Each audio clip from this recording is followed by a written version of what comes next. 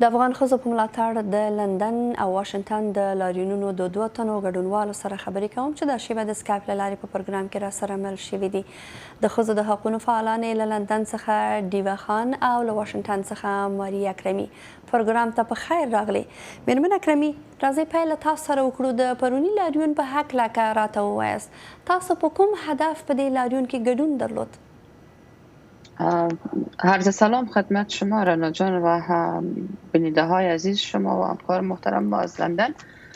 قسمی که دوستان هم در صحبت های خود از کانادا و لندن داشتند و این برنامه اصلا به خاطر تجلیل بگویم از کامپاین 16 روزه من خشونت که دنیا به او معتقد است و باورمند است که دمی هفته آغاز شد و خواست زنان افغانستان هزی راهپیمایی و گردهمایی همی بود که جهان متوجه بسازه به خاطر وضعیت ناگواره که زنان افغانستان به روبروز به خاطر ظلم و استبداد که سر زن افغان امروز در افغانستان رواز صدای خود بلند کنند و خوشبختانه در وقت بسیار کم تانستند که در چندین کشور افغان‌ها بالخصوص خانم‌های فعال از آدرس‌های مختلف بودند تانستند که در این راهپیمایی‌ها اشتراک کنند و هدف عمده همی بود که چطور بتونیم جهان متقاعد بسازیم و توجهش مبذول بداریم بر وضعیت فعلی افغانستان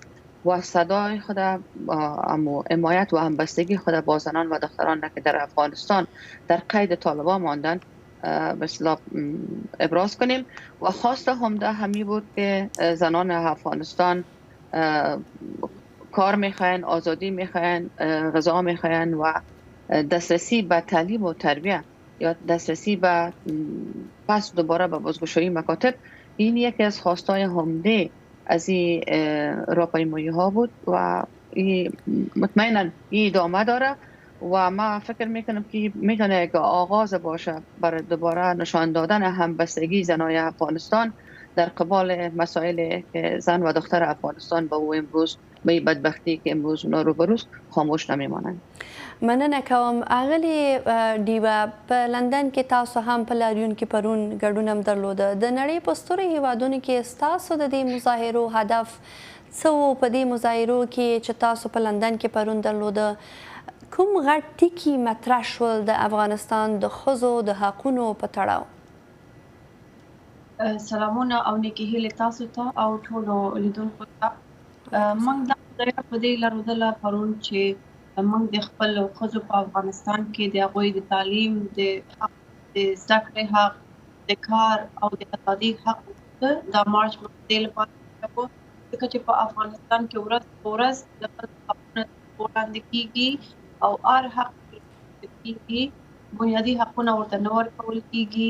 موږ پرون دا فیصله کړې وه چې موږ د جهاني لاریونونه کوو چې د موږ اوازونه واورېدل شي او په دې باندې د کال نه هم ډېر زیات 1 کال او 3 میاشتې تېرې شولې چې د افغانستان ښځې اګنور شوي دي، د هغوی غږونه نه دي اورېدلي. موږ غواړو چې دا اوس په دې باندې اکشن واخیستل شي د ټول نړۍ نه، د جهاني سازمانونو نه، د انټرنیشنل کمیونټي نه. نو موږ دا فیصله کړې چې ترڅو به موږ خپل اوازونه جګوو، ترڅو چې موږ افغانستان کې ښځو ته خپل حق ورکولی شي. په افغانستان کې ښځې دا حق نه لري، هغوی چې کله خپل لاریونونه کوي یا خپل حق غواړي شکنجه کیږي، بندیانې کیږي او ځپل کیږي. دلته په لندن کې او په نورو هیوادونو کې موږ فیصله کړې ده چې ترڅو موږ خپل اوازونه جګوو، ترڅو هغه دروازې ټکوو، ترڅو چې موږ واورېدل شو. مننه کوم. میرمن اکرمي، ستاسو مظاهرې په داسې حال کې پرون وشوې چې نن دننه په افغانستان کې یو شمېر ښځو بیا هم په لارو کوڅو ووتلې او دوی وویل چې د دوی غږ مخ په ټپېدو دی. تاسې چې په واشنګټن کې دا مظاهرې کوي، د نړیوالو څخه څه غواړئ؟ د نړیوالې ټولنې څخه څه غواړئ؟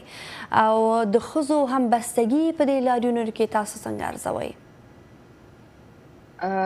اول خو در اینجا بحث عمده سرازی است که چطور بتانیم که صدای زن و دختر افغانستان و در کل صدای مردم افغانستان باشیم.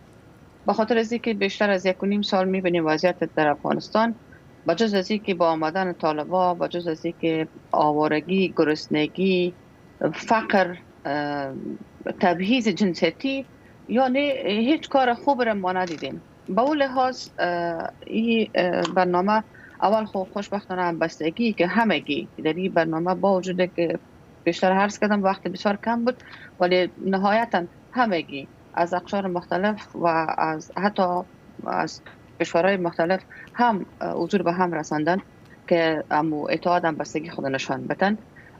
من فکر میکنم که در این مقطع زمان دنیا مجبور است که بشنوه صدای مردم افغانستان، صدای زنای افغانستان و نادیده گرفتن صدای زن افغانستان که بیش از 1 سال میشه. واقعا عامیانه بگویم که کار به سوهان زن و دختر افغان رسید. این نمیتونه که از این اضافه تر دوام پیدا کنه. با اون لحاظ خوشبختانه این کار آغاز شد و ما بازم چیزی که زیادتر مرا امیدوار ساخت به این که در اینجا بحث سرازی نبود که من از کجا هستم، بحث سرازی بود که ما صدای مردم و صدای زن و افغانستان باشیم. از افغانستان همگی به صدا نمایندگی میکرد و صدای خودم اونجا بلند کردن و عمدتا جهان نمیتونه خاموش بانه در این عرصه و طالبا هم نمیتونه که در حقیقت ادامه بده به این منوال. پس بحث عمده سرازی است که باید یک راهکار، بحث عمده سرازی بود که هر چی زودتر به صدا و خواستهای زنای افغانستان و دخترای افغانستان لبک گفته شود و صداشون شنیده شود. اوس پوښتنه هم دلته دا مطرح کیږي، پوښتنه غواړم چې میرمن اغلې ډیوه ته راجع کوم چې افغان میرمنې خو دوی خپل غږ د افغانستان دننه او د بهر پورته کوي. په لندن کې د بریتانیا حکومت ځواب ستاسو دې لاریون ته څه و؟ ستاسو هغه غوښتنې چې تاسو مخکې مطرح کړې دې غوښتنو ته مشخصا د بریتانیا د حکومت ځواب څه دی؟ دوی څومره ستاسو غوښتنو ته لبیک وایي او یا هم د عملي ګامونو ژمنه تر اوسه پورې ستاسو سره شوی؟ په لندن کې موږ ډېر هغه لرو. موږ یو څو ورځې مخکې هم په پارلمان کې د دوی امتیانو سره وکتل.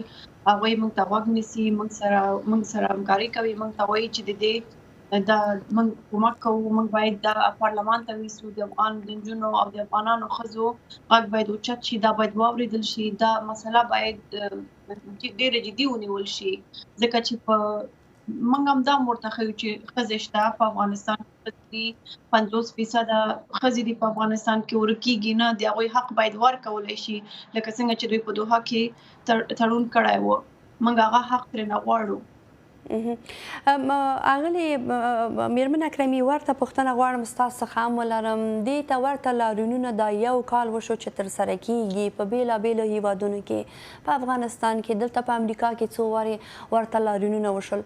د حکومتونو ځواب تاسو ته څه وي؟ مشخصا په واشنګټن کې د امریکایي چارواکو ځواب تاسو ته څه وي؟ تر اوسه دوی څه کړي دي؟ معمولا هره پیښه چې په افغانستان کې د ښځو په وړاندې کیږي یوازې د خبرو په چوکاټ کې پاتې کیږي، تطبیق کیږي، خو د دې ور اخوا ولې فکر کوي چې څه نه ترسره کیږي او تاسو څه غوښتنه لرئ د دغو هیوادونو نه چې دوی له دې وروسته باید څه وکړي؟ دقیقا نمی تشویشی که ما هم به اصطلاح امیر ابراز کردیم و ایست که در جریان بیش از 1 سال هم دنیا خاموش است و هیچ کس اصلا اعتنا نمیکنه. یعنی کنفرانس ها بود، صحبت ها بود، بحث ها در سر تا سر دنیا فکر میکنم. اما این چیزی است که متاسفانه در بسیاری موارد وقتی که ما خودمون در بسیاری مجالس مثلا در اینجا بودیم، اینا مثلا زیادتر از گذشته حتی در افغانستان وقتی که بودیم میگفتن این بحث افغانی است. من فکر میکنم که در اینجا زن و دختر افغانستان، مردم افغانستان میتونه که خودشان با هم کنار بیان، بشینن، صحبت کنن و ما فکر نمیکنم، ما بازم مخاطب ما برای طالبایی که افغان هستند و خود افغان میگن از افغانستان هستن، اونا دیگر راهی ندارن و جز از اینکه صدای مردم افغانستان بشنون و صدای زنای افغانستان بشنون و باید سر یک راهکار که به اصطلاح به نفع آینده افغانستان باشه، به نفع آینده مردم افغانستان باشه، باید سر یک راهکار، سر یک گفتمان، سر یک صحبت و سر یک مذاکره بکنیم. به یک نوع باید دغه مذاکره، دغه تګلاره میرمن اکرمي څه فکر کوي څنګه رامنځته کیدای شي؟ سوال اینجاست که به اصطلاح در پیش از این بدبختی که دامنگیر همه مردم شد، من مطمئن هستم شما هم واقف هستند که زنای افغانستان صدای بسیار بلند داشتن و همیشه بحثشان سر از این بود که زنای افغانستان نمیخواد که در آشه قرار داده شود. باید زن افغانستان در تمام مذاکرات، در تمام سطوح مذاکرات باید می بود. متاسفانه دنیا هم به این عرصه توجه خاص نکردن، ولی حال فکر میکنم که اگر به می منوال اگر اینا پیش برن، اصلا من فکر نمیکنم شما واقعا وقتی که میبینیم بحث که سر موضوع افغانستان است به کلی گنگ است و نه طالبان میتونه که به این شکل ادامه بدن، نه دنیا میتونه. به خاطر از اینکه افغانستان درست است که برای دنیا مثل یک قریه کوچک است، ولی افغانستان یک کشور است که بیش از 40 میلیون نفوس داره. افغانستان کشور است که بیش از 50% نفوسش از زنها و دخترها تشکیل میده، جوانها تشکیل میده. اونا نمیتونن که نادیده بگیرن. با اون لحاظ من فکر میکنم پیشنهاد ما تا جایی که من خودم فکر میکنم ما باید یک راهکار را پیدا کنیم. اگر طالبان به این فکر هستن که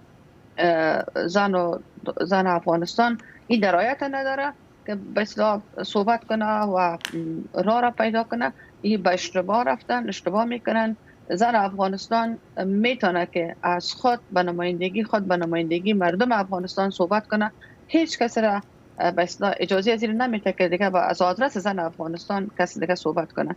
به نظر ما دختر و زن افغانستان به اثبات رساند در جریان یک سال با تمام مشقات، با تمام جنجال‌ها و پروبلم‌ها، اونا به اثبات رساندن که چه قسم مثلا به سرکا برآمدن، چه قسم صدای خود بلند کردن، چه قسم به اصطلاح اونا از حق و حقوق خود دفاع کردن و یه ادامه داره. و این نشست‌ها و این گدمایا هم به خاطر حمایت از امو صدای همو زنا و امو دخترای است که اونا در داخل هستن و من مطمئن هستم که ادامه پیدا میکنه و میتونه که یک راهکار بهتر باشه برای آینده افغان. بالکل دا لاریونونه او دا د ښځو د غږ اوچت کولو لړۍ به ادامه پیدا کړي، خو اساسي پوښتنه دا هم ده چې تر اوسه پورې دغه لاریونونه او دا غږ اوچت کول څومره اغیزمن و؟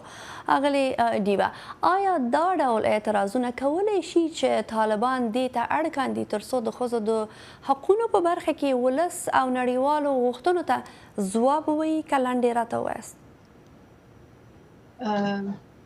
نړیواله انټرنیشنل کمیونټي د ښځو د افغانانو مسؤلیت لري.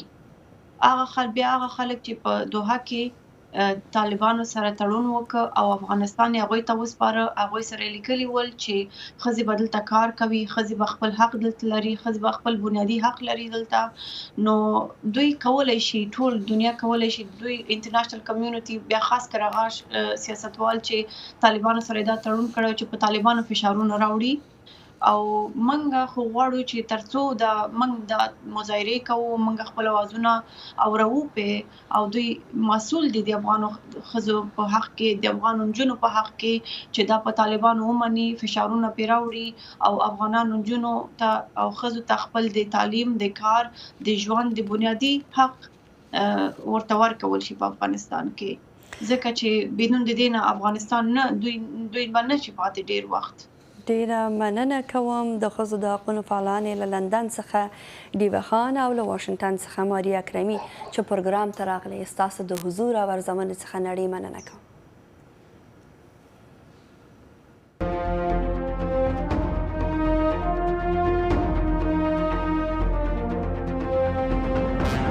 اتصال زموږ او ستاسو پیوستون، خبرونه، څېړنې او غبرګونونه، موثق معلومات او دقیق جزئیات، ها کورنۍ، نړیوالې او سیمه‌ییزې مسلې چې د عامو خلکو پر ژوند اغیز لري، ستاسو پوښتنې، د چارواکو ځوابونه او د پوهانو سپارښتنې له یکشنبه تر پنجشنبه هر ماښام په 6:30 له واشنګټن څخه پر ژوندۍ بڼه د سټلایټ ټلویزیون او ټولنیزو شبکو له لارې